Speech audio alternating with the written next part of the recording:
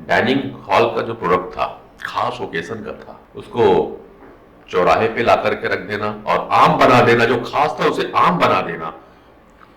ये परिकल्पना, ये कल्पना आपको कब आ गई थी? कल मिलेगी फुर्सत तो जुल्फे संवार दूंगा तेरी, आज उलझा हूं मैं अपने वक्त को सुलझाने में। कल मिलेगी फुर्सत तो जुल्फे संवार दूंगा तेरी, आज उलझा हूं मैं अपने वक्त को सुलझाने में। ये अलग बात है कि पल दो पल में सुलझती है उलझी जुल्फे, मगर मेरा वक्त बीत गया मेरे वक्त को सुलझाने में। क्या बात है। किसी कभी ऐसा नहीं लगा कि ये जो हम कर रहे हैं यार, अब मुझे उतना नहीं रिटर्न मिला जितना हमने प्लान किया, जो हमने सोचा था? अरे यार क्यों चालू किया, वो अच्छा था होलसेल का काम। नहीं साहब, इस पे भी मैं अग्री नहीं करता हूँ। क्या होता है, जो होता है वो बेहतर के लिए होता है, और मेरा ये मानना है कि आप उतना ही पाते हो जितना आप डिजर्व करते हो। ये मेरी अपनी फिलॉसफी है कि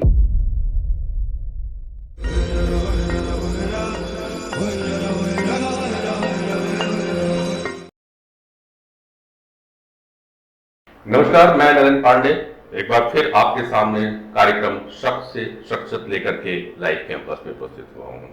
आज हमारे स्टूडियो में पधारे हैं एक ऐसे व्यक्तित्व जो तो किशोर है, लेकिन अपने व्यवसाय में सफलता इतना हासिल की कि अब लोग उन्हें गुरु मानने लगे हैं। वाणी इतनी प्रखर कि जिससे मिले बड़ी सी बड़ी गलती को कर देते हैं बख्श। नाम अगर पूरा कहूं तो कहते हैं किशोर गुरु बख्शानी। किशोर गुरु बख्शानी को रायपुर छत्तीसगढ़ में अगर हम ढूंढे तो मेरी इनसे मुलाकात कुछ वर्ष पूर्व राह में निकल रहा था कि स्टॉल लगा हुआ था छोटा सा, और वहां पे पहली बार देखा कि कोई व्यक्ति केक बना के फटाफट बेच रहा है। बेच भी नहीं है ना, क्या तो लूट लो लूट लो लूट लो। और पहली बार लगी थी, मुझे बड़ा आश्चर्य हुआ कि केक को बीच चौराहे में खड़े होकर वो बना करके दे रहा है, और वो भी फ्री में। पहली बार टेस्ट किया था और उसके बाद वो टेस्ट आज तक नहीं भूला। लगातार अब डिमांड मेरे घर पे रहती है, और जो लोग मेरे से जुड़े हैं वो भी डिमांड करते हैं, तो मैं पता बता दिया करता हूं, वहां चले जाए। किशोर जिसे आज उनकी इसी केक की खासियत को मैं जानना चाहूंगा कि वो केक क्या बनाया कि लोगों के टूट पड़े। और दूसरी बात, केक को जो डाइनिंग रूम का प्रोडक्ट हुआ करता था, तो खास ओकेशन में बनाया करते थे। शायद किशोर जी का रायपुर में इतना तो उपलब्धि रही है कि अब वो कोई खास ओकेशन नहीं देखा जाता। किशोर जी शायद इस बात को मेरे मानेंगे कि अब उनकी दुकान पे लोग बर्थडे का केक मांगने नहीं आते, बस केक मांगने आते हैं। सही है किशोर? तो किशोर के साथ गीत गंगा से आपने चालू किया था, और आज बोंजलो की एक चेन है। यस, बोंजलो की एक चेन है, 4-5 स्टोर तो मैं खुद जानता हूं कि इतने स्टोर हैं। तो किशोर, सबसे प्रमुख चीजें, डाइनिंग हॉल का जो प्रोडक्ट था, खास ओकेजन का था, उसको चौराहे पे ला करके रख देना और आम बना देना, जो खास था उसे आम बना देना। ये परिकल्पना, ये कल्पना आपको कब आ गई थी? फर्स्ट ऑफ ऑल नमस्कार सारे दोस्तों को। सर, ऐसा है कि अफोर्डेबल प्राइस पे प्रोडक्ट देना, ये हमारी सबसे पहली प्रायोरिटी रहती है कि अफोर्डेबल प्राइस, बट उसमें क्वालिटी से कॉम्प्रोमाइज नहीं। हमारी कोशिश यही रहती है कि एक बेहतरीन स्वाद हो और एक अपनापन हो। मैं आज भी अपने स्टाफ के साथ बैठता हूं तो ठीक है, आटा हर घर में वही है, शक्कर वही है, तेल वही है, बट क्या ऐसा होता है कि जब माँ बनाती है तो खाने का स्वाद बदल जाता है। उसका कारण है उसकी भावना। सिंगल मेथड काम करता है। अच्छा रॉ मटेरियल हर शॉपकीपर के पास है, अच्छे वर्कर्स भी हर शॉपकीपर्स के पास है, और भावना का बड़ा खेल है इसमें कि आप किस भावना से बनाते हैं और किस भावना से देते हैं। मैं अपनी टीम को आज भी ये सिखाता हूं कि जब आप अपने काम को शुरू कर रहे हो तो मालिक को, जिस भी गॉड को आप मानते हैं जी, उसको याद करके कि मेरे बनाए हुए केक हो, बिस्किट हो, ब्रेड हो, जब वो खाए तो उसके मन से बाहर निकलना चाहिए। क्या होता है, ये पेट बहुत नाजुक चीज है साहब। बहुत मुश्किल से कोई आदमी आपको भरोसा करके 400 रुपए दे रहा है कि यार ये मेरे बेटे का बर्थडे है, और वो भरोसा इसी बात का है कि मैं इस दुकान से ले रहा हूं, मतलब मुझे स्वाद और गुणवत्ता मिलेगी और अदा मिलेगी। अदा की बात कर रहे हो, आपकी दुकान में जो आता है ना, केवल आपका चेहरा देख के भी बहुत जाता नहीं है। और मुख्य बात एक और है यार किशोर जी, आपकी जो मैंने देखी है कि दुकान में अगर वो 3-4 मिनट खड़ा हो गया तो आपका जो अंदाज है शेरो शायरी का,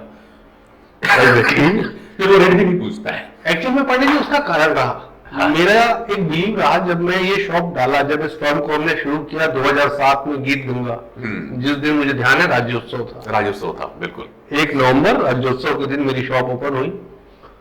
पर जब उस शॉप को मैं देखने गया तो मैं रो बैठा। 2 पान की दुकानें, बीच में एक छोटी सी शॉप, और वो पूरी दुकान खाली थी। एक्चुअल में वहां पर एक छोटा सा बासा या भोजनालय बोल लो उसे, जो चलता था। बिल्कुल।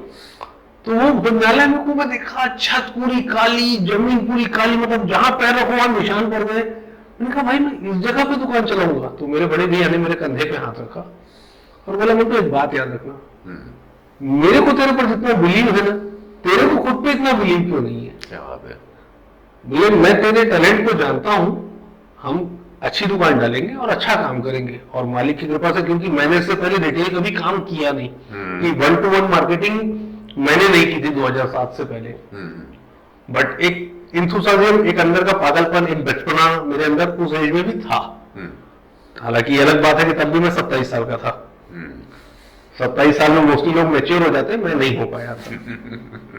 ठीक है, अब मैंने शॉप चालू की। मैं ऑब्जर्व करने लगा कि मेरा जो बिहेवियर है उससे लोग मुझसे कनेक्ट हो रहे हैं। हाँ। फिर एक ईश्वर की कृपा दृष्टि थी कि जो रेसिपी हमने अपनाई वो रेसिपी किसी और के पास उतने बेहतर तरीके से नहीं थी। एक दूसरा, हमने इस इंडस्ट्री को मजबूर किया कि छोटे से छोटा केक, मतलब आज जैसे जनरली ½ kg का केक सबसे छोटा केक माना जाता है, एक घर में कोई मेंबर भी नहीं है, 4 लोग हैं, तो एक ½ किलो का केक लिया, बर्थडे सेलिब्रेशन हो जाता है। बिल्कुल। तो हमने इस इंडस्ट्री को मजबूर किया कि छोटे से छोटा केक सुंदर बनेगा और तरह तरह के अलग अलग स्वाद में बनेगा। पहले कुछ फिक्स फ्लेवर हुआ करते थे कुछ शॉपकीपर्स के पास कि वो ये स्वाद है, और उसमें एक फूल बैठा रहेगा क्रीम का। बिल्कुल। तो हमने उस मिथक को तोड़ा फर्स्ट ऑफ ऑल, कि हर केक में एक अदा होनी चाहिए, कि उसको एक नयापन दिखना चाहिए, एक वाव फीलिंग आनी चाहिए। क्योंकि हम जब उस बिजनेस में आए तब एक नया दौर चालू हो रहा था, वो था फेसबुक का, वो तो इंस्टाग्राम का, जो आज मतलब शबाब पर है। बिल्कुल। अब लोग केक खाने से कम केक फोटो के डालने के लिए ज्यादा यूज करते हैं, तो उनको चाहिए कि वो अदा होनी चाहिए। लेकिन इस बीच में हमने जो एक कड़ी मिस नहीं की वो था स्वाद। उसमें हमारे पैरामीटर्स फिक्स थे कि हम फला रॉ मटेरियल यूज करेंगे, मतलब वही यूज करेंगे। उसका किशोर जी आपकी चीज नहीं, एक और मैं यहाँ पे जानने के उत्सुक हो रहा हूँ कि 2007 के पहले या आपके मार्केट में कूदने के पहले जो केक होते थे वो थोड़े से हार्ड भी होते थे। यस, आपने केक में सॉफ्टनेस डाला था, वो एक पहला प्रयोग मेरी जानकारी में है। बिल्कुल। शायद हो सकता है कि मैं थोड़े इस बारे में अनुभव कम रखता हूँ, क्योंकि केक का सेवन बहुत कम करता था मैं, पर मैंने जो देखा था वो सॉफ्टनेस थी, चिकनाहट होती। ये आपने रिस्क लिया था एक प्रकार से? रिस्क नहीं लेना चाहिए इसे, ये तो एक कला थी साहब। क्या होता है, हम इंडियन लोग हैं, हमारी तो मेंटालिटी ही है केक को मैटर को लेके, क्योंकि उस समय तक जो केक चलते थे वो बटर से बनते थे, डालडा से, और ये फ्रेश क्रीम का दौर था। थोड़ा महंगा था कॉमन पीपल के लिए, लेकिन इतना भी नहीं कि वो पिक न कर सके। और खास बात ये थी कि मैटर खुशियों वाला था कि मुझे कौन सा रोज केक काटना है। तो लोग इस चीज से हमारे मतलब अट्रैक्ट हुए और लोगों ने कैच करना चालू किया, और फिर मालिक ने वो जो इनबिल्ड एक दिया था कि मैं 1-to-1 सेल्स का, मुझे खुद को नहीं पता था।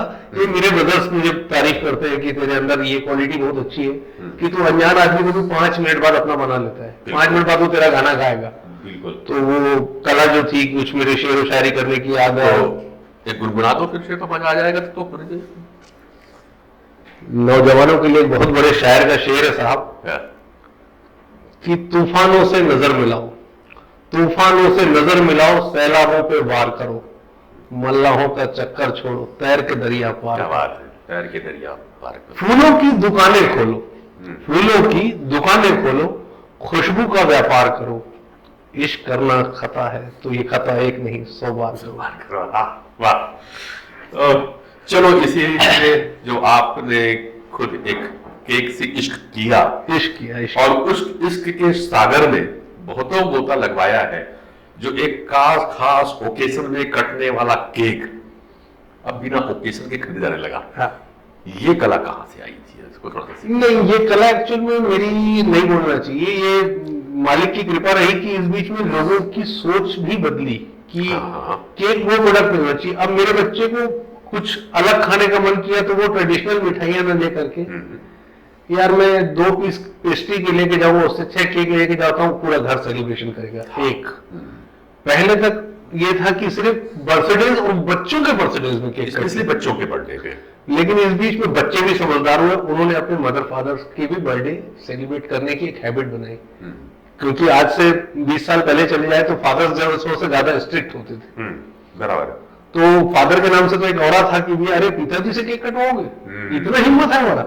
लेकिन वो ट्रेंड चेंज हुआ। इस बीच में हमारे जो बुजुर्ग थे या अधेड़ थे वो भी समझने लगे कि फैमिली की हैप्पीनेस के लिए अगर ये छोटी मोटी हम भी एक पल भर के लिए बच्चे बन जाते हैं तो कोई बुरी बात नहीं है। और फिर एक नया चालू हुआ कि लोग अपने घरों की एनिवर्सरी मनाने लगे। हाँ। लोग अपने घर में डॉगीज पपेट्स पालते हैं, उनका बर्थडे सेलिब्रेट करने लगे कि हम फला दिन पपेट लाए थे तो वो उस दिन उसका बर्थडे है। ऐसे बहुत सारे, फिर मदर्स डे, फादर्स डे, इन सब चीजों का भी क्रेज बढ़ा और धीरे धीरे केक खाना एक ओकेजनल प्रोडक्ट ना होके नेसेसरी या रूटीन प्रोडक्ट हो गया। पर आप तो पोस्टर लगाए थे, मुझे याद है, जिसको देख के मैं आया था कि केवल बर्थडे और केक क्यों, केक रोज क्यों नहीं? वो साहब मैंने बहुत पहले 4 लाइनें लिखी थी। हाँ। कि कैसे बताऊं मैं सिर्फ केक नहीं बनाता, कैसे बताऊं मैं सिर्फ केक नहीं बनाता। हाँ। मैं कुछ मोहब्बत के एहसास बनाता हूँ, मैं कुछ मोहब्बत के एहसास बनाता हूँ, मैं माँ का ममत्व बनाता हूँ, मैं पिता का प्रतिनिधित्व बनाता हूँ। कैसे बताऊं मैं सिर्फ केक नहीं बनाता। तो एक्चुअल में हमको केक इसलिए खाना चाहिए, वो इसलिए नहीं कि मेरा बिजनेस है। हर वो मोमेंट, हर वो हरकत करनी चाहिए एक आम आदमी को जो उसको खुशियां दे। क्योंकि साहब ये जीवन जो है बहुत तकलीफ दे है। आप हर आदमी को अपने जॉब, बिजनेस, एजुकेशन, आर्थिक स्थिति, सबसे वो टेंस लगा पड़ा है। अच्छा नहीं है ना तो पड़ोसी आके तनाव दे के जाता है, नहीं है आपके पास तनाव तो पड़ोसी दे के जाता है। तो साहब गमों की कोई कमी नहीं, खुशियां समेटो, किसी भी बहाने से आप खुश होइए और खुश रखिए। स्पेशली आज के यूथ को ये मेरा मैसेज है, अपने माँ बाप को बेइंतहा प्यार करो, क्योंकि उनका रिप्लेसमेंट नहीं है। पहली बात, दुनिया में उससे बेहतर आपका बेहतरी कोई चाहता नहीं है। तो ये केक, मेरा केक खिला करके या किसी भी शॉपकीपर्स का केक खिला के या मुंह मीठा करा के अगर आप उनको खुशियां दे सकते हो तो दो। बहुत कीमती लोग हैं वो दुनिया में जो माँ बाप है। तो हर यूथ पर्सन को मैं ये सलाह दूंगा, ये नहीं हर महीने हर 15 दिन में कोई रीजन हो ना हो, पापा आज मेरा दिल खुश था, या आज मुझे इंक्रीमेंट मिला है, या आज मैं अपने काम से सेटिस्फाई हूं, इस बात का केक काटवा। क्या बात है, कुछ मीठा हो जाए, कुछ मीठा हो जाए। और इसके पीछे जो हमारी मल्टीनेशनल कंपनियों ने हमें धावा बोला है, इस ट्रेंड को थोड़ा दूर करो साहब। कैडबरी से खुशियां नहीं मिलती, खुशियां तो एक आम शॉपकीपर के दुकानदार से, चाहे वो आप पाव भर शक्कर ले जाके अपने माँ बाप को खिलाओ, पाव भर शक्कर ले जाके खिलाओ अगर आपकी पॉकेट में पैसे नहीं है। लेकिन मेरी ये नेक्स्ट सलाह है, मॉडर्न होइए, कोई बुराई नहीं है, चॉकलेट्स खाइए, बट सच ये है कि जो हमारी धरोहर है उसको मत भूलिए। हम ट्रेडिशनल लोग हैं, इंडियन लोग हैं, तो केक छोटा सा ही सही, एक पेस्ट्री ही सही, कभी अपने पापा के लिए लेके जाइए और बोलिए पापा आज मैं ना अपने पूरे दिन की वर्किंग से बहुत हैप्पी हो, तो मैं चाहता हूं आप इस बात पे एक पेस्ट्री खाओ। उनके चेहरे की मुस्कुराहट देखना, लाखों और करोड़ों रुपए की मुस्कुराहट रहेगी। किशोर, एक और वही कहा कि एक बहुत शानदार गाना था पुरानी फिल्म में कि तुम इतना जो मुस्कुरा रहे हो, क्या नाम छुपा रहे हो, राइट? तो किशोर जी इतना मुस्कुराते, इतनी मीठी मीठी बातें करते, इतना मीठा केक खाते हैं, कुछ तो रहा है, कुछ दिल में है, कभी उतार चढ़ाव? बहुत उतार चढ़ाव रहा साहब। एक्चुअल में जब मैं वाकई में किशोर था तो मैंने देखा कि मैंने कुछ अचीव नहीं किया है। किशोर तो वैसे भी अचीव करने का नहीं हाँ, नहीं, बट क्या होता है, वो तो इसी जो शुरुआत की ना कि किशोर है, हाँ मैं गुरु है, बट क्या होता है साहब, मैं थोड़ा सा middle class family, lower middle class बोलना चाहिए, actually not middle class, lower middle class. मेरे फादर गवर्नमेंट जॉब में थे, वो एक्सपायर हुए, तो मेरे ब्रदर नॉर्मल जॉब में थे, तो थोड़ा सा रिस्ट्रिक्शन हमारी लाइफ में रहा पैसों को लेकर के। मतलब हम पहली बार स्कूटर को तब हाथ लगाए जब हम फर्स्ट ईयर में पढ़ते थे, वो भी दोनों भाई को बॉन्ड था कि भैया इतने बजे तक वापस आ ही जाना है। क्यों? क्योंकि बड़े ब्रदर को उसी स्कूटर में ऑफिस जाना है, अच्छा फिर फला दिन गाड़ी मिलेगी और फला दिन आपको अपने दोस्त की गाड़ी में या साइकिल में बैठ के जाना है। तो बुराई नहीं थी, खुशियां बहुत थी, क्योंकि हम उस चीज को एंजॉय करते थे। तब ज्यादा खुशियां थी। एग्जैक्टली ना। बट एक चैलेंज उस एज में ये समझ में आ गया कि आपको आर्थिक और सामाजिक मजबूत होना पड़ेगा, लोग आपको पहचाने, लोग आपकी शोहरत को जाने, आप आर्थिक रूप से इतने समृद्ध तो जरूर बनो कि अपनी खुशियों को अपने दम पे खरीदो। वो इंथुसियाज्म था, उस वजह से वो शायद मेरी किक थी। बिल्कुल कि बॉस कुछ करना पड़ेगा वरना ये दुनिया कुचल के आगे निकल जाएगी और हम वहीं के वहीं रह जाएंगे। तो वो एक इंथुसियाज्म था। तो आपने जो गीत गंगा डाला, यस, एक अच्छा शॉप चला गीत गंगा, यस, अच्छी खासी रस रहा, विवेकानंद आश्रम में जो अपनी शॉप रही, बढ़िया जो आज भी है। मगर अचानक गीत गंगा से फिर आप बहुत लोकप्रिय आए। नाम पर ये एक कहानी है साहब। ये कहानी बड़ी जोरदार है, इसको मैं शुरू से शुरू करता हूँ। बिल्कुल। सन 2000 में हम दोनों भाई बहुत युवा, एक्चुअल किशोर, मेरी उम्र 17 साल, मेरे बड़े बुजुर्ग की उम्र 18 साल और मेरे सबसे बड़े बुजुर्ग की उम्र 26 साल। वो जॉब में थे, हमको जागा कीड़ा बिजनेस करने का, क्योंकि अपन ने तय करके रखा था भैया शाम को सलाम नहीं ठोकेगा और हिसाब नहीं देगा, अपन किसी को नमस्ते नहीं बोलेगा। तो हमने एक फर्म डाली जिसमें हमने होलसेल कुछ कंपनियों के डिस्ट्रीब्यूशन से काम स्टार्ट किया। एज आप 18 से 17, यस एग्जैक्टली। और मजे की बात है कि 12,000 रुपए ले करके बड़े बुजुर्ग से वो बिजनेस स्टार्ट किया गया। अच्छा। सन 2000 में। और एक हफ्ते बाद हमने एक गाड़ी बिस्किट, एक ट्रक बिस्किट एक कंपनी का मंगाया, जबकि उस कंपनी के ओनर को भी पता था कि इनके पास पैसे नहीं है। वाह। सिर्फ उसने एक, बोलते हैं ना कि एक तुक्का खेलना कि अरे बच्चे में कुछ इंतुसियाज्म दिख रहा है, करके उन्होंने हमको गाड़ी उधार में दे दी, आप माल बेच के देना, कोई बात नहीं वो। और वहां से वो सिक्का पलटा। शॉप का नाम पड़ा गीत गंगा ट्रेडर्स। गीत गंगा ट्रेडर्स पढ़ने का रीजन, मेरी मदर का मायके का नाम गंगा था। अच्छा। तो हम किसी को फॉलो करते थे, मेरे बड़े भैया किसी आदरणीय को, तो उन्होंने कहा यार माँ का नाम होना चाहिए दुकान में। बिल्कुल। और बोले एक नाम कोई और जोड़ना है, तो बोले एक नाम और जोड़े तो क्या जोड़े, गंगा के साथ क्या अच्छा लगेगा। तो मेरे जो बड़े भैया थे वो बहुत अच्छे सिंगर थे और शानदार सिंगर थे।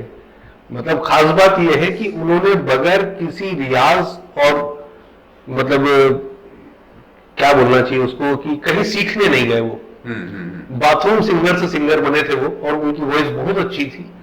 किशोर कुमार का कोई भी गाना वो बगैर देखे गा सकते थे।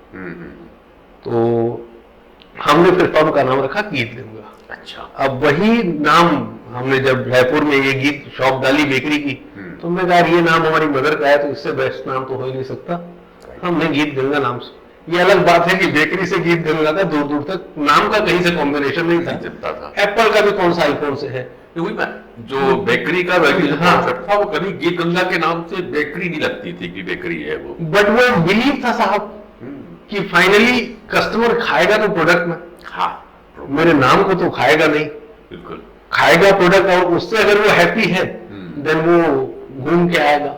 ये हमारे अपने बिलीव थे और इसमें हम बहुत हद तक सफल भी हुए। बट जैसे जैसे सक्सेस मिलने लगी, एक आर्थिक रूप से सक्षमता बोल लो या एक मानसिक मजबूती भी आती है समय के साथ जब आप सफल होते हो तो, जी कि यार हम यहां तक तो पहुंच गए, लेकिन अब आपको जाना है दुबई, तो आप सबसे पहले करते हो ऑटो रिक्शा अपने घर से और वहां से जाते हो स्टेशन। सही है। स्टेशन से आप जाते हो मुंबई या दिल्ली या हैदराबाद, जहां से भी उसकी फ्लाइट। लेकिन हैदराबाद, मुंबई या दिल्ली से आपको फ्लाइट लेनी होती है साहब, वहां आप ऑटो रिक्शा ट्रेन से नहीं जा सकते। सही है। तो यही लॉजिक हमारे पास भी था कि यार गीत गंगा से यहां तक का सफर ठीक था, बट अब उड़ान थोड़ी सी बड़ी हो गई है, समझ में आने लग गया था कि कंपटीशन किस लेवल पे आने वाला है, और अगर और बड़ी सफलता चाहिए तो क्या क्या हरकतें बदलनी पड़ेंगी, क्या क्या मिजाज बदलने पड़ेंगे। तो ये मेरे एक्चुअल में आइडिया मोस्टली मेरे बड़े ब्रदर का रहता है, थोड़ा सा वो मुझसे ज्यादा इंथुसियास्टिक बंदा है, वो बहुत जुझारू है, और सबसे बड़ी बात उनका ऑब्जर्वेशन मार्केट को लेकर बहुत अच्छा है, बाजार की समझ उनको मेरे से ज्यादा बेहतर है कि क्या कब बिगड़ेगा और कितने समय तक इसका जो बोलते हैं ना मलाई खाना आप खा सकते हो, उसके बाद बाबू छाछ पीनी पड़ेगी तो अगली मलाई की तैयारी करो। राइट। तो ये सफर ऐसे चलता रहा। फिर हमने जो एजुकेशन लेना चालू की, स्मार्ट करके ग्रुप है, संतोष नायर जी उसके बहुत बड़े स्पीकर हैं, है ना, संतोष नायर जी। संतोष नायर जी, यस, बहुत लीजेंड पर्सनालिटी। हालांकि सच ये है कि उनके साथ साथ बहुतों का योगदान रहा और मैं हर उस कंज्यूमर को, हर उस कस्टमर को भी यहाँ थैंक यू बोलूंगा कि उन्होंने जैसे हमारे खाब से, मैं परसों एक काठी में था सर, बीच में इस बात को रोक रहा हूँ जी बिल्कुल। तो एक पर्सन मिले, एक हमारे दोस्त के फादर एक्सपायर हो गए थे, तो हम वहां थे, तो अक्षय दीवान नाम है उनका, वो मुझे मिले, बोले और मंटू भाई कैसे हो? मैंने कहा बहुत बढ़िया। तो उनका फ्रेंड ग्रुप बैठा हुआ था, वो मेरे से करीब 7-8 साल बड़े होंगे। तो मैंने अच्छा जो अपने फार्मा इंडस्ट्री में है। Yes yes yes exactly. तो उन्होंने उन 10 लोगों के सामने बोले इस लड़के की खास बात पता है? बोले नहीं। बोले मैं बताता हूँ। बोले मैं इससे 10 साल पहले मिला था और 10 साल से मैं इसका कस्टमर हूँ और 10 साल पहले किसी बात पे मृत्यु की बात आई तो इस लड़के ने मुझे जवाब दिया कि मुझे मौत तो तब तक नहीं आएगी जब तक मेरी शहर में 5 दुकानें नहीं होंगी। बोले उसका ये इतुसाज़ेम देखना मुझे, और आज जब इसकी बातें 5 से 6 दुकानें मैं खुद रायपुर में देखता हूँ तो इसको बोलते हैं जज्बा। तो अपना टॉपिक बीच में रुक गया था जी। तो हमने जो एजुकेशन लेना चालू की तो ऐसे जो कस्टमर्स थे जिन्होंने बोलते हैं ना कि हमको उठाया 11 बार कि नहीं यार आप कर लोगे। मतलब मेरे यहाँ कई ग्राहक आते हैं, किसी बात पे बोलते हैं अरे भैया आपका क्या, आप सब कर लोगे। तो कई बार लगता है क्या मैं जादूगर हूं, क्या मेरे अंदर कुछ विशेष पावर है? लेकिन ऐसा कुछ भी नहीं है। सच ये है कि जिसको मैंने अपना बनाया उन्होंने भी मन से मुझे अपना बनाया। मेरा दिया था वो वापस आ रहा है, लोगों को मैंने वो लव, वो प्यार दिया है कि लोग मुझे उतना पुशअप करते हैं कि मैं और आगे बढ़ जाऊं। और मेरा ये मानना है कि अगर आपको सफल होना है तो आप अकेले कभी सफल नहीं हो सकते। बिल्कुल, सफलता अकेले नहीं मिलती, बहुत से लोगों का बहुत सारे लोगों का हाथ है। आज 70-80-100 लोग जो मेरे यहाँ काम करते हैं, इवन मेरे यहाँ हाउसकीपिंग वाली वो बाई बिल्कुल तक का भी उतना ही योगदान है जितना मेरा है। बेंजुलम की बात रह गई तो बेंजुलम को असल ये नाम के पीछे क्या है? ये नाम के पीछे कहानी ऐसी है कि फिर हमने जब एजुकेशन लेना चालू की तो यार हमारे नाम में वो वाव नहीं है। जीत दूंगा कहीं से बेकरी के कोई ब्रांड नहीं फील आता। अगर आप प्रोडक्ट से नोन है, शॉप से नोन है, देन ओके है। लेकिन जब आप अपने किसी दिल्ली या पुणे के रिश्तेदार को बताते हो कि यार हम तो गीत गंगा का एक केक खाते हैं, तो उसके मन में वो वाव नहीं आता कि होगी कोई लोकल वहां की बेकरी आस पड़ोस की, वहां से केक लेके हमारे पांडे जी खाते होंगे। बट अगर वो बताते हैं कि यार हम तो बोंजेलो का केक खाते हैं, तो उसके माइंड में एक बात आती है कि यार ये कोई बड़े ब्रांड है क्या? तो फिर हमने उस ब्रांड क्रिएशन पे काम चालू किया कि हमारा लोगो कैसा हो, हमारा फाउंड कैसा हो, हमारे शॉप का व्यू कैसा हो, कि एक बार में जब बंदा घुसे तो उसे फील आना चाहिए मेरी किसी भी ब्रांच में जाए तो मैं किसी परफेक्ट ब्रांड के पास खड़ा हूं, मुझे मेरा सेटिस्फैक्टरी प्रोडक्ट मिल जाएगा और विथ प्राउड विथ लव मिलेगा। तो ये सारी चीजें एजुकेशन लेना चलो कि अब आपको बताता हूँ बोंजेलो का मीनिंग। ये फ्रेंच भाषा का शब्द है। इसका मतलब होता है बेहतरीन। बेहतरीन, हाँ। इसके लिए ये नाम मेरे ब्रदर का सर्च किया हुआ है, ये ऑल ओवर द वर्ल्ड हमारे नाम से रजिस्टर्ड है। और दूसरी बात कि इस बेहतरीन वर्ड के साथ साथ इस नाम में हमने बहुत सारे नामों पर विचार किया। तो ये नाम इसलिए क्लिकी लगा कि मैं जिस इंडस्ट्री में हूं, कल के दिन में अपनी आइसक्रीम लॉन्च कर दूं तो Bonjelo ice cream good feeling, Bonjelo cookies good feeling, Bonjelo chocolates good feeling. तो मैंने देखा कि मैं इंटायर इंडस्ट्री में कहीं पर भी जा सकता हूँ।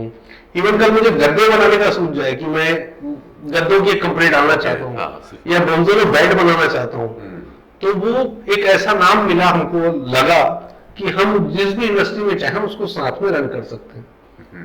तो इस वजह से हमने उस कंपनी को फिर रीब्रांड किया कि कुछ नई अप्रोच के साथ अब उन्हीं कस्टमर्स के बीच में दोबारा जाए। ये बहुत बड़ा रिस्क था, लोगों का पूरा जीवन निकल जाता है, बाप दादाओं के नाम से दौलत राम मलिक चंद के नाम से दुकान रहती है और 200 साल बाद भी वही रहती है, अनूप नगर वाले, जलगांव वाले। तो ये भ्रम आज के यूथ का तोड़ देता हूं मैं कि ऐसा कुछ भी नहीं है। आपके अंदर बहुत बेहतरीन सी आग है, आप अपने सपनों को अपने हिसाब से जियो और जितना बार चाहो तोड़ो और मरो। किशोर, एक और हो जाए फिर आपका शेयर इसी अंदाज पे।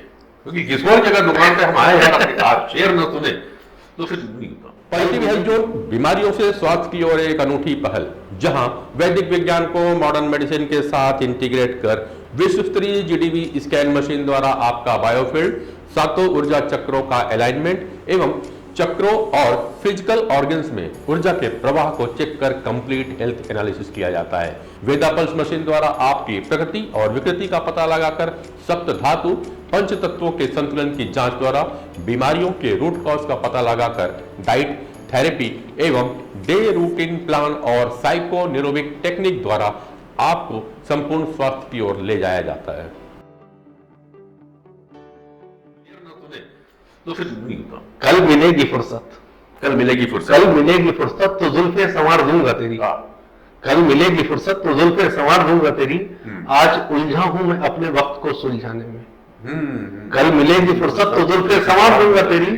आज उलझा हूं मैं अपने वक्त को सुलझाने में। ये अलग बात है कि पल दो पल में सुलझती है उलझी जुल्फे, मगर मेरा वक्त बीत गया मेरे वक्त को सुलझाने में। क्या बात है। किशोर, यहाँ तक अब मैं कहता हूँ बिजनेस की सफलता हर व्यक्ति की गिनी जाती है। यस। और जितनी भी स्टोरी अभी आपकी हुई वो पूरी एक सक्सेस की स्टोरी हमने देखी। क्या सफलता की सीढ़ियां इतनी आसान रही है? नहीं, गीत गंगा से लेकर के बेंगलुरु तक का जो सफर है इतना आसान है जितना यहाँ पे भी हम बिल्कुल नहीं है। आज की यूथ को, हर एंटरप्रेन्योर को, हर इंसान को मैं एक लाइन में क्लियर कर दूं, सफलता आसान चीज नहीं है। बहुत कठिन परिश्रम है और मजा तभी है जब आपकी वो सफलता आपने अपने दम पे हासिल की है। लेकिन सफलता का एक और प्रारूप आपको बताता हूं, सफलता का एंड नहीं है। सफलता एक जर्नी है, एक सफर है। आप जहां पर संतुष्ट हो जाते हो आप वहीं तक सफल हो। सही। हर किसी के अपने मायने होते हैं सफलता के। कोई आर्थिक रूप से सफल होना चाहता है, कोई पद से सफल होना चाहता है कि मैं ये बन जाऊं तो मेरे लिए लाइफ टाइम अचीवमेंट रहेगा।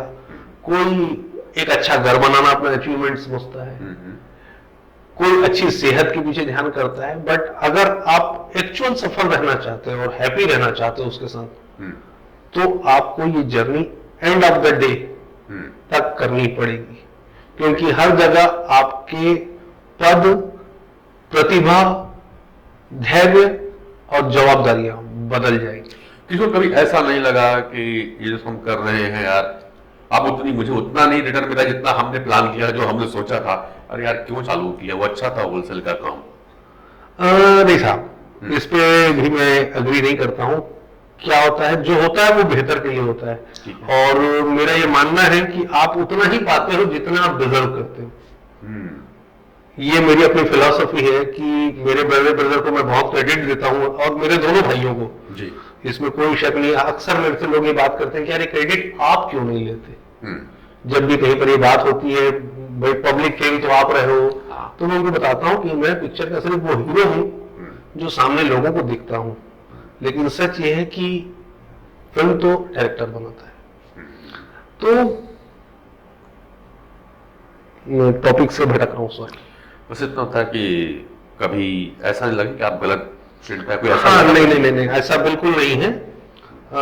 मैं अपने ट्रैक पे सही हूं और जो मेरे को आज तक की सक्सेस मिली है इससे मैं हैप्पी हूं, संतुष्ट नहीं। भूख मेरे अंदर और बहुत है और ईश्वर करेगा कि हम अगर अपनी एक्टिविटीज अपने मतलब बोलना चाहिए निशाना अगर साधे रखेंगे तो हम उस सफलता तक भी जाएंगे जहां हमें जाना है। और लाइफ में तो ऐसा है, कभी ऐसा हुआ कि कोई दौर ऐसा आया जिसमें असफलताएं भी कभी स्वाद चखा हो? बहुत जोर से साहब, बहुत जोर से। उसी चीज को जानना चाह रहे थे कि भाई हमने बातें और जल्दी हमेशा कही जाती है कि उसकी सफलता की बातें बहुत की जाती है। मजे की बात ये साहब, असफलता वाली बात कोई नहीं। सफलता से निकलना। तो मैं पहले देखूं कि आपको कब ऐसा लगा कि वो फेलियर का भी आपने मेरा मीठा केक खिला करके कड़वा मुंह लेके घर गए हो? मैं बताता हूँ साहब, मैं 2003 में रायपुर आया। राइट। उसका रीजन ये था कि मैं यहाँ से बिलोंग नहीं करता था। I am basically from Dhamtari. उस छोटे से शहर में एक ठीक ठाक सा व्यवसाय था, संतुष्टिप्रद आवक थी और उस एज के हिसाब से, मतलब 19 साल 20 साल की 22 साल की एज में जो हमको आए थी, और जो शहर में हमारा रुतबा था, रुतबा इस बात का था कि लोगों में प्यार बड़ा था, छोटा शहर था, तो हमें हर कोई जानता था। मतलब हम रिक्शा में कभी नहीं चढ़े, मुझे याद है कि हम जिस चौक पे खड़े हैं वहां एक ना एक दोस्त मिल जाता था, चल भाई कहाँ जाना है। तो रायपुर आए, एक बहुत अच्छी कंपनी थी जिसका हमने काम किया, मॉडर्न बेड जिसका नाम हुआ करता था। हाँ जी। और उसको एक चरम ऊंचाइयां हमने दी 1.5 साल के अंदर। उसका कारण सिंपल था, भूख। हमारे अंदर अजीब सी भूख थी उस एज में, और उस भूख का पैमाना ये था कि जिस कंपनी का पूरे मार्केट का शेयर 8% नहीं था, उसको हमने 70% मिला के देखा। तो 8 साल का शेयर, कंपनी के पूरे मार्केट का 70% शेयर लेके बैठी थी वो कंपनी। लेकिन फिर उनके बीच में और हमारे बीच में कुछ ईगो क्लैश हुआ, और अंदर से एक आवाज है, यार अभी तो जवान हो, चलो अभी तो जवान हो और कुछ और बेहतर कर लेंगे। कल ये कंपनी हमको 40 की एज में अगर धोखा देगी तो उस समय तक तो माइंड और बॉडी दोनों साथ छोड़ चुके होंगे, बराबर, और हम उसी जगह ठहर जाएंगे। तो हम जोश में काम छोड़ बैठे, ठीक है, उस कंपनी का। लेकिन काम तो छोड़ बैठे, अब आ गए सड़क पे। जो पर्सन दिन में 12 घंटे काम करता है, उस आदमी के पास कोई काम नहीं। मतलब हम ढूंढ रहे थे काम की, कुछ ऐसा मिल जाए कि हमको रिवर्स में जाना पड़े, क्योंकि हमको एक फियर था उस वक्त में कि यार ये फेलियर लेके अगर हम वापस धमतरी गए तो दोस्त हंसेंगे, लोग कहेंगे बहुत होशियार बनते थे, आ गए वापस चक्कर काट के। तो ये फियर भी था, बट एक प्रॉमिस भी था कि वापस तो नहीं जाएंगे, वापस नहीं जाएंगे, नहीं जाएंगे, जीत के ही दिखाएंगे, भले समय लगेगा। वो एक बहुत अच्छी फेलियर के साथ एक जिद रखे हुए, जिद रखी हुई थी। मतलब फेलियर का लेवल ये था साहब, मैं शदानी दरबार के एक मकान में रहता था, रेंट था 3000 रुपीज।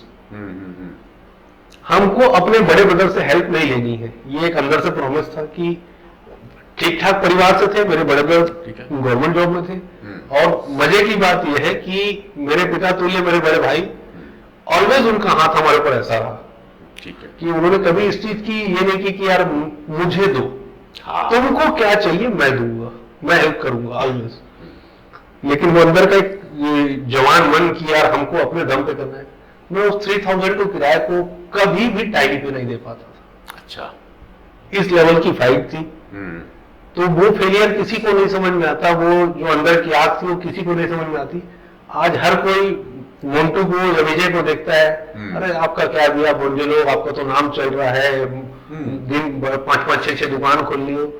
5-6 दुकान खोलना आपके लिए भी आसान है, उसको चलाना और उतनी ही आत्मीयता के साथ वो व्यवहार रखना सफल हो जाने के बाद मुश्किल वो है। किशोर, कभी कभार अभी भी थकान तो लगती होगी, ऑब्वियस है ना? कई काम है, बिजनेस इतना बड़ा हो जाता है, जब 5-5 सेंटर चलता है तो उस प्रेशर, एक टेंशन, एक स्ट्रेस रहता है। इस दौरान उसको दूर करने के लिए क्या अपना लेते हो? क्योंकि एक बहुत जरूरी है कि प्रेशर आज की दुनिया में सबको, शुरुआत में आप ही ने बोला स्ट्रेस रहता है, सबको स्ट्रेस है। एकदम ईमानदारी की बात बता रहा हूं, स्ट्रेस के लिए बहुत बढ़िया बात की। मैं इसके लिए अपने बड़े भाई के साथ बैठता हूँ, बड़े भाई के साथ बैठते हो, फैमिली को महत्व ज्यादा देते हो। मतलब महत्व मैं क्या देता हूँ साहब, मेरी क्या हस्ती है, मैं तो हर आदमी को सलाह देता हूँ। दुनिया में 2 चीज सभी, आपकी पॉकेट में पड़ा हुआ पैसा और आपका परिवार, इसके अलावा आपकी कोई औकात नहीं। क्या बात है, 2 लोग सगे हैं, 2 लोग सगे, जेब का पैसा और आपका परिवार। और मेरे बड़े भाई मिस्टर विजय, जिनकी मैं यहाँ बात कर रहा हूँ, जो इस एज में मेरी नजर में छत्तीसगढ़ के अगर टॉप लीजेंड पर्सन मैं ढूंढने निकलूं, क्योंकि मेरा भी अपना एक दृष्टिकोण है, तो टॉप 5 लीजेंड में मैं अपने बड़े भाई को रखूंगा। क्योंकि वो, मैं नहीं बोलता कि दुनिया का सबसे समझदार आदमी है, लेकिन वो इंथुसियास्ट जिस बोलते हैं, अजीब सा जोश, जुनून, अजीब सा जोश। उनकी परसों हम एक बार बैठकर बात कर रहे थे किसी मैटर पे, तो उन्होंने मुझे एक बात बोली, मेरे बहुत मतलब मजा आया बात सुन के। मैंने बोला मृत्यु एक बार आनी है और मैं एक ही बार मरूंगा, मैं रोज रोज नहीं मरूंगा, तो ये याद रखना, तुमको भी एक ही बार मरना है, किसी से डरना नहीं है। लोग आएंगे डराने, हमको डरना नहीं है। सबसे बड़ी प्रॉब्लम, आप जब किसी भी बिजनेस में हो, किसी भी फील्ड में हो जी, तो उसकी, उस पर्सन की बैंड बजाता है उसका परिवार, उसके दोस्त यार और रिश्तेदार। क्या बात कर रहे हो पंडित, आईएएस करेगा आपका लड़का, हो जाएगा इससे, ये अच्छा, इवन माँ बाप भी अपने बच्चे की बैठ बजाते हैं, मतलब जो आपको जितना करीब से जानता है वो उतना बजाता है। उतना बाजा फाड़ेगा। तो वो डराएंगे लोग, हर आदमी नहीं यार आपसे नहीं हो पाएगा, अरे कैसी बात करता है, लोग आपको डराएंगे। आपको डरना नहीं है, बस अपने एथिक्स पे खड़े रहना है, क्या बात, अपने सिद्धांतों पे खड़े रहना है, बहुत जरूरी है साहब। और आपके सपने बहुत अनमोल है। हाँ, उसका रॉन्ग वे नहीं होना चाहिए, शॉर्टकट नहीं होना चाहिए, ये भी क्लियर कर दूं। जैसे आप अगर सोचते हो कि ड्रीम 11 में टीम चुन के आपको 1 करोड़ रुपए मिलने वाला है, तो ऐसा कुछ भी नहीं होता है, ये सिर्फ ख्वाब है, यथार्थ में जीजिए, है ना। आप कोई भी ये सपना मत देखिए कि वो रमी और 3 पत्ती खेल करके मोबाइल ऐप में आप पैसे वाले बनोगे, ऐसे किसी भ्रम में कोई भी आदमी ना रहे। आपको अगर आर्थिक रूप से, शारीरिक रूप से, मानसिक रूप से और सामाजिक रूप से समृद्ध होना है, उसका सिंगल पॉइंट है कि आपको अपनी फील्ड पे मेहनत करनी पड़ेगी, in any how in any caste. बगैर मरे स्वर्ग नहीं मिलता, बगैर कर्म किए फल नहीं मिलेगा, नहीं मिलेगा। किशोर जी, बेकरी किसमें उतरे? और आपने भी कहा कि शुरुआती दौर में आपने एक ब्रांड बनाया, बेकरी का ही काम लिया।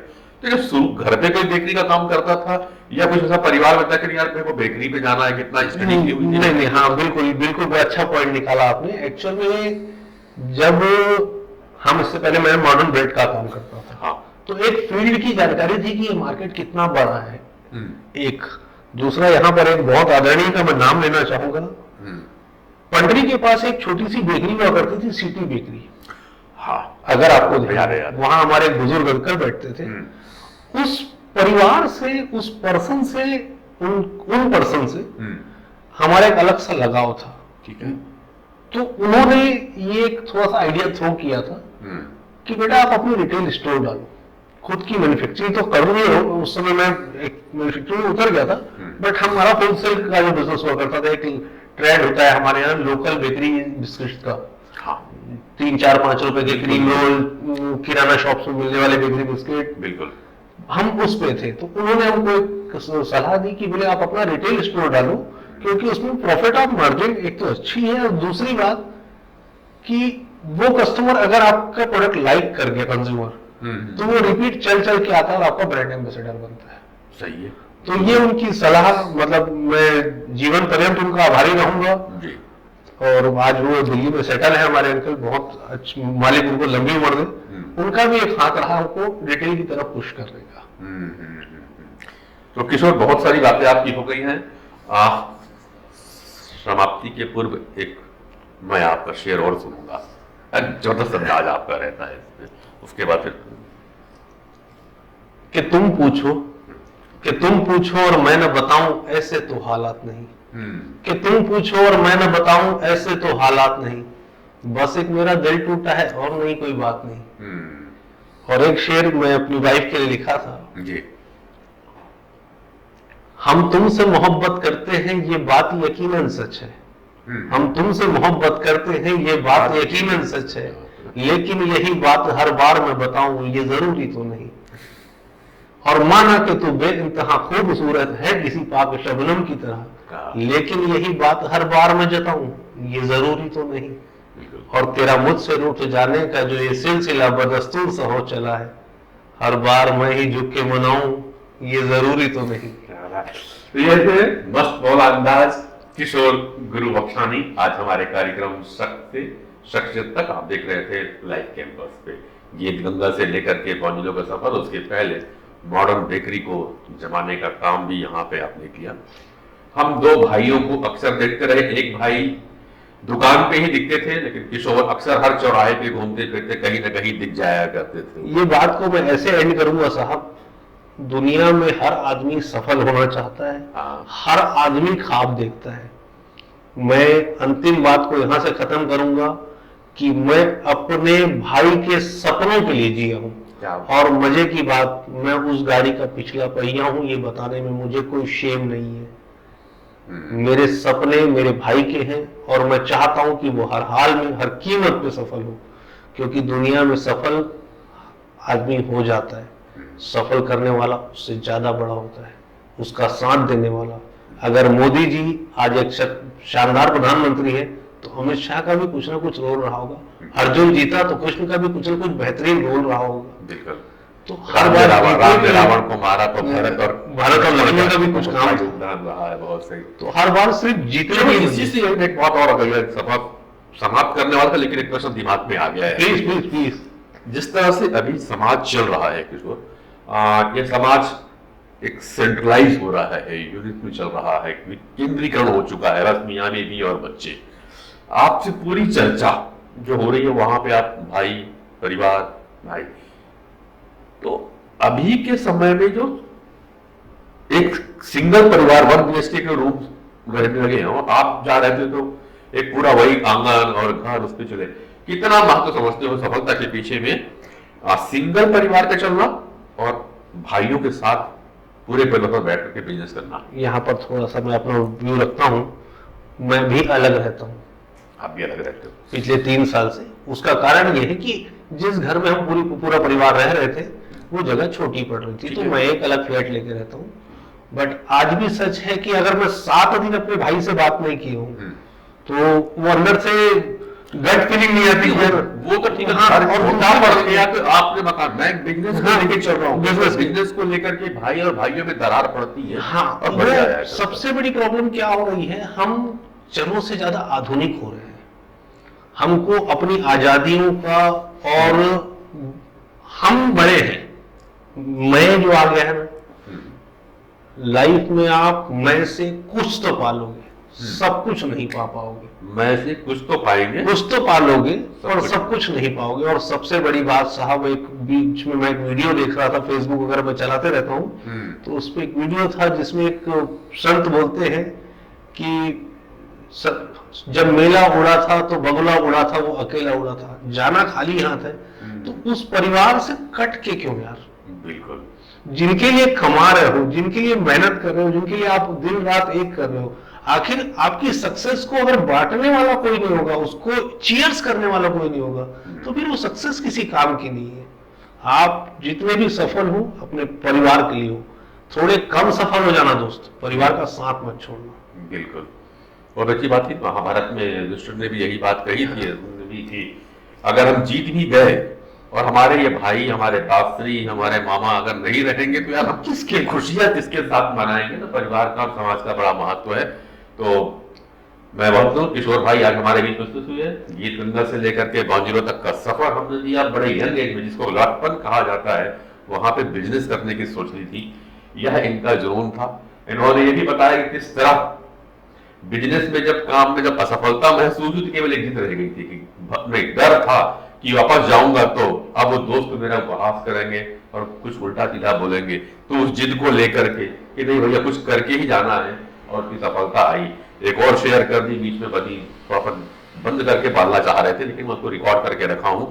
और बहुत महत्वपूर्ण बात है कि काठी में जब जाकर किसने कहा कि भाई मरूंगा तब जब इसकी 5 दुकानें होंगी, ये एक उनके अंदर का एक देखता हुआ सपना, एक ड्रीम थी जो इतनी चलती रही, और बड़े अंदर के कॉन्फिडेंस अपने कह देना कि तब तक मौत नहीं आएगी जब तक मेरी 5 दुकान रायपुर शहर के अंदर में नहीं हो पाएगी। और आज व्यंजनों की चेन में 5 दुकानें शामिल कर भैया 6 हो गई है, 5 पार कर गई है। और हम चाहेंगे कि अभी रायपुर की सीरीज और बढ़े, और रायपुर के बाद छत्तीसगढ़ में निकलिए, 36 राज्य जिले बनने वाले हैं। हाँ, 36 मतलब मालिक ने चाहा तो कुछ सफलताएं, अभी सीएम साहब हमारा केक खाए। हाँ। और लास्ट जो सीएम साहब का बर्थडे हुआ उसमें उन्होंने अपने पेज तो हमने आपने 5 कहा था, तो हम कह रहे हैं कि भैया जिले बन रहे हैं। हाँ। और पूरे जिले तक जब तक आप ना पहुंच जाए तब तक आप रहिएगा। बिल्कुल बिल्कुल जाएंगे सर, हर घर में केक कटवाएंगे, ये वादा रहा है ना। तो हर घर के चलते चलते अपने एक संदेश अगर अब हमारे मित्रों को, हमारे साथियों को, हमारे दर्शकों को पहुंच जाए। लाइफ की रेस में एक बात हमेशा याद रखना, जीतना जरूरी है मगर गलत रास्तों से नहीं। आपके रास्ते सही होने चाहिए, उसमें एथिक्स होने चाहिए, आपका परिवार आपके साथ होना चाहिए। जुनून रखिए पैसा कमाने का, सफलता पाने का, सब अच्छी बातें हैं, लेकिन अपने एथिक्स को ध्यान में रखकर किसी का अहित करके अगर आप सफल हुए तो you are actually cheater, not a successful person. बहुत सही। तो भाई मिठाई तो आप अकेले छुप के भी खा सकते हो, लेकिन केक खाने के लिए परिवार चाहिए। तो मस्त रहे, खुशी रहे, जबरदस्त रहिए और जुड़े रहिए मेरे साथ लाइफ कैंपस में learning for life long learning के प्रोग्राम में। Thank you. नमस्कार। आप मेरी इस बात का समर्थन करेंगे कि अक्सर आप अपनी जिंदगी के अहम फैसले खुद नहीं लिया करते, बल्कि आपके आसपास के लोग आपके निर्णय को प्रभावित करते हैं, और ये लोग बड़ी ही आसानी से आपको दुख, प्यार, खुशी, गुस्सा, कॉन्फिडेंस और डाउट पे लाकर खड़ा कर दिया करते हैं, और अक्सर आप उनकी ही बजाय ढपली पर नाचते हैं। यदि आप अपने इमोशन को कंट्रोल करना नहीं जानते, यकीन मानिए ये लोग आपकी जिंदगी पर शासन करते रहेंगे। तो दीजिए मस्तक पर दस्तक। नमस्कार, लाइफ कैंपस से मैं नरेंद्र पांडे आपका स्वागत करता हूं डॉक्टर अनिल गुप्ता की revolutionary course rewrite your life story में, जहां एनएलपी द्वारा माइंड की प्रोग्रामिंग, पीएनपी द्वारा चक्रों और लाइफ फोर्स एनर्जी में संतुलन, हीलिंग एवं स्वॉट एनालिसिस द्वारा आपका पर्सनल ऑडिट और सेल्फ डिस्कवरी करना सिखाया जाता है। So, if you want to transform your life in 360 degree, do register on given icon. You may also visit our website www.lifecampusinfo.com. You can also follow us in our Instagram, Facebook and YouTube channel of Life Campus.